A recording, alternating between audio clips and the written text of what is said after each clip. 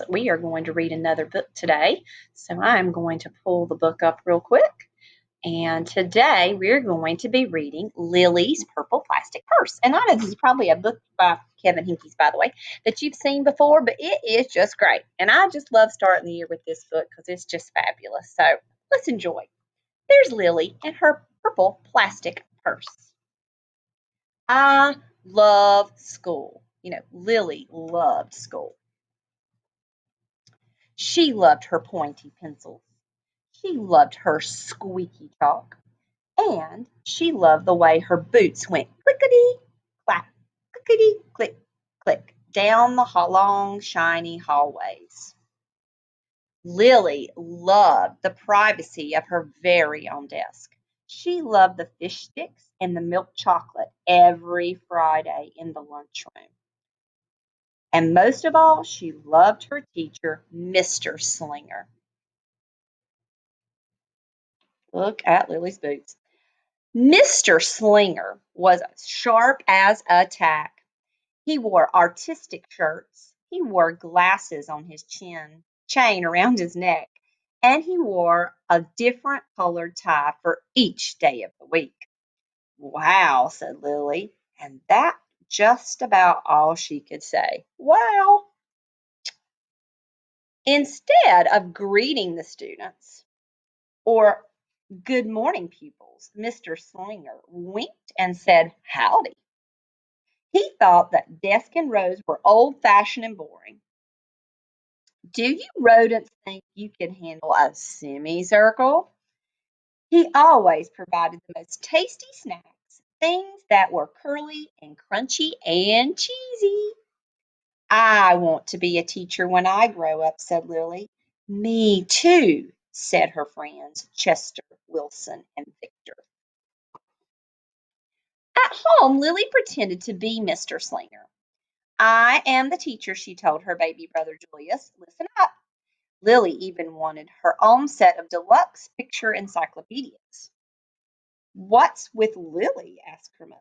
I thought she wanted to be a surgeon or an ambulance driver or a diva, said her father.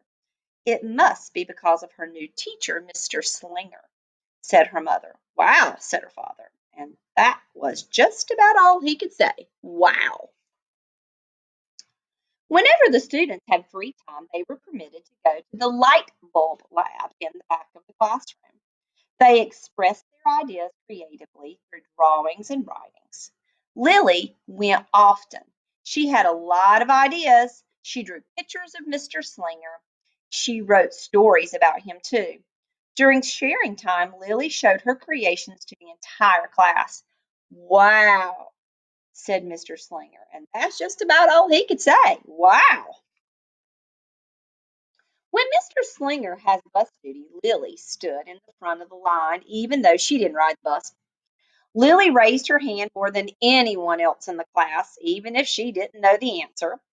She volunteered to stay after school and clap erasers. That was to clean them, by the way. And she wanted to be a teacher when she grew up, said Lily. Excellent choice, said Mr. Slinger. On Monday morning, Lily came to school especially happy.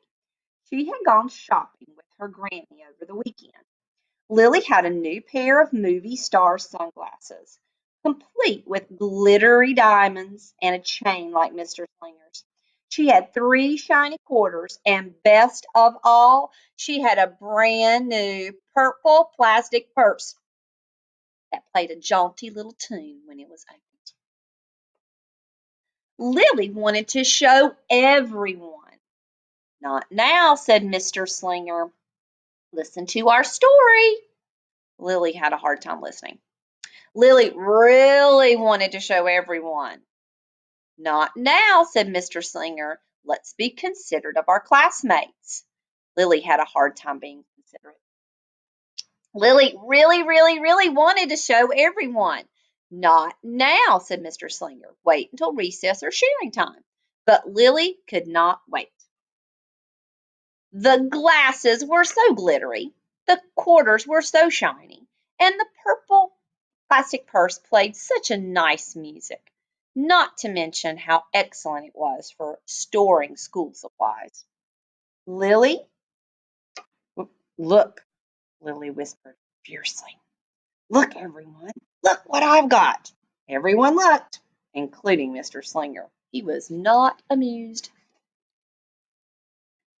I'll just keep your things at my desk at the end of the day, said Mr. Slinger. Well, they'll be safe, and then you may take them home.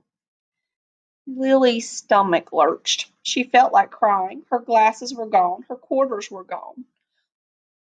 Her purple plastic purse was gone. Lily longed for her purse all morning. She was even too sad to eat a snack that Mr. Slinger served before recess.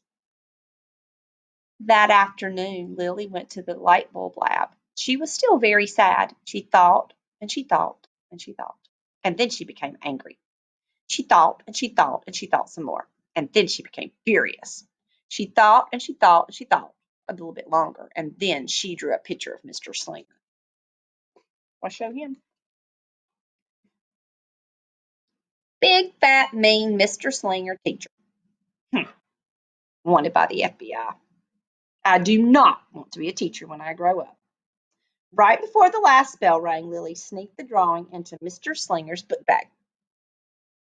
When all of the students were buttoned and zipped and snapped and tied and ready to go home, Mr. Slinger strolled over to Lily and gave her her purple plastic purse back.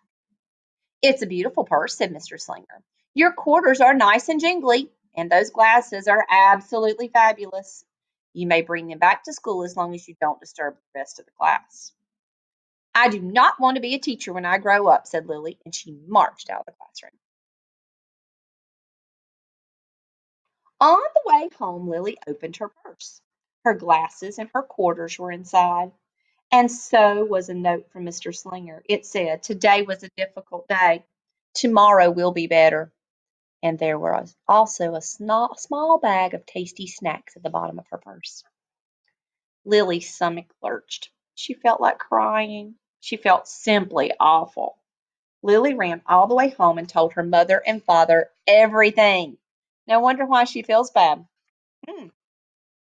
She loved her stuff. She wasn't very patient, was she? Instead of watching her favorite cartoons, Lily decided to sit in the uncooperative chair. In my house, that was called the no-no chair. I'll stay here for a million years for Mr. Slinger, she thought. Why does everything have to happen to me? 1051, 1052, 1099. That night, Lily drew a new picture of Mr. Slinger and wrote his story about him too. Lily was really, really sorry, so everyone forgave her, even her parents, her stinky baby brother, and especially her incredible teacher. And then the sun shined its smiley face down everyone and everything, even the bugs and the worms. The end. Listen up. I forgive everyone. Could be a principal. She was really, really, really, really, really, really, really, really sorry. Lily's mother wrote a note, and Lily's father baked some tasty snacks for Lily to take to school the next day. I think Mr. Slinger will understand, said Lily's mother. I know he will, said Lily's father. The next morning, Lily got to school early. These are for you, Lily, Lily said to Mr. Slinger, because I'm really, really, really, really, really, really, really, really, really, really, really, really, really, really sorry. Mr. Slinger read the note, the story. He looked at the picture. He read the note, and he sampled the snacks. Yum, yum. Wow, said Mr. Slinger. And that's just about all I can say. Wow. What do you think we should do with this? Look what he's holding up, the one from yesterday, said Mr. Slinger. Can we just throw it away? Asked Lily. Excellent idea, said Mr. Slinger. So during share time, Lily demonstrated the many uses of her unique qualities of her purple plastic purse, her shiny quarters, and her glittery movie star sunglasses. Then she did a little performance using them as props. It's called interpretive dance, said Lily. Mr. Slinger joined in. Wow, said the entire class. And that's just about all they could say. Wow. Throughout the rest of the day, Lily's purse and quarters and sunglasses were tucked safely inside her desk. She peeked at them, but she did not disturb us all. And right before the last bell rang, Mr. Slinger served Lily's snacks to everyone's delight. "What do you want to be when you grow up?" asked Mr. Slinger. "A teacher," everyone responded. Lily's response the loudest. "Excellent choice," said Mr. Slinger. As the pupils filed out of the classroom, Lily held her purple plastic purse close to her heart. Mr. Slinger was right. It had been a better day. Lily ran, skipped, hopped, and flew all the way home. She was so happy. She really did want to become a teacher when she grew up. That is, when she didn't want to be a dancer or a surgeon or an ambulance driver or a diva or a pilot or a hairdresser or a scuba diver. All right. I hope you've enjoyed the story about Lily. Now, Lily is just like all of us sometimes. We have so much to tell each other about ourselves, sometimes we can't wait. Lily's plastic purse held things that were very, very special to her. Things that really kind of described who she was. Just look at her outfit. It describes how great her personality is and how wonderful she is. She lives life large. You got a bag in your packets this week. Let me see if I can find my bag. Your bag looks small and white. You're going to take your bag and you are going to decorate it to represent you, what you like. You can color it your favorite color. You can put things on it you like to do. You can write names of things you like to do, all things about yourself, but it has to have your name on it really big. Then you're going to do a scavenger hunt around your house and you're going to look for things, let's say 3 things, to put inside your bag. Now, if they don't fit inside your bag, it's not the end of the world. It's okay. And later this week, when we're Zooming, we're going to call people's names out of the hat and you get to share. But you got to wait patiently, just like Lily. And you're going to share things in your me bag and tell everybody about you. So choose some really great things that we don't know about you. I can't wait to see. Have a great day.